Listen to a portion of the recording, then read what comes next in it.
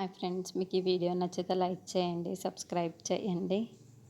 పాప రాత్రంతా ఏడుచుకుంటూ పడుకోకుండా ఉంటుంది. అది చూసిన బుజ్జి వాళ్ళ అమ్మ దగ్గర చెల్లిని తీసుకొని వచ్చి, అమ్మ చెల్లి పడుకోవటం లేదు, అమ్మ బహుశా ఈరోజు అందంగా ఉంది కదా, అందరు దిష్టి పెట్టేసి ఒకసారి దిష్టి తీయమ్మా అని చెప్పేసి అంటాడు.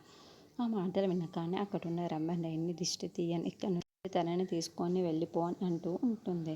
అక్కడున్న బుజ్జిమత్, అమ్మ ప్లీజ్ అమ్మ, నువ్వు దిష్టి తీ చాలమ్మ అంతే అని చెప్పేసి అంటాడు. ఆ మాట వినగానే అక్కడున్న రమ్య సరే అని చెప్పి, వీడు ఎంతకి వదలటం లేదు అని చెప్పేసి అక్కడున్న పాపకి దిష్టి తీస్తూ ఉంటుంది.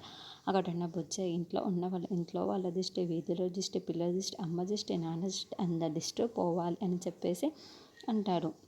ఆ మాటలు వినగానే అక్కడున్న రమ్య ఒక్కసారిగా షాక్ అయిపోయి బుజ్జి వైపుకు చూస్తూ ఉంటుంది. ఇంతలో అక్కడున్న రమ్య, ఏంటి వీడు ఈ పాప మీద ఇంత ప్రేమ పెంచుకుంటున్నాడు అని చెప్పేసి అనుకుంటూ ఉంటుంది.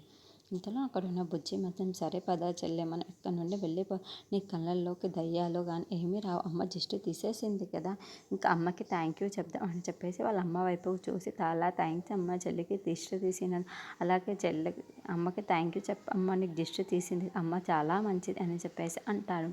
ఆ మాటలు వినగానే అక్కడున్న రమ్య మాత్రం వాళ్ళిద్దరిని అలా చూస్తూ ఉండిపోతుంది. తెల్లవారు అయ్యే జాముకి తను నీ దగ్గర ఇంత ప్రేమ పెంచుకున్న వేస్ట్ అని చెప్పేసి అనుకుంటూ తన మనసులో అనుకుంటుంది.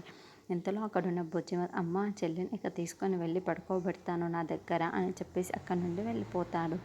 అది చూసిన రమ్య మాత్రం, ఇది తెల్లవారు అయ్యేసరికి ఉండదు కదా, అది నా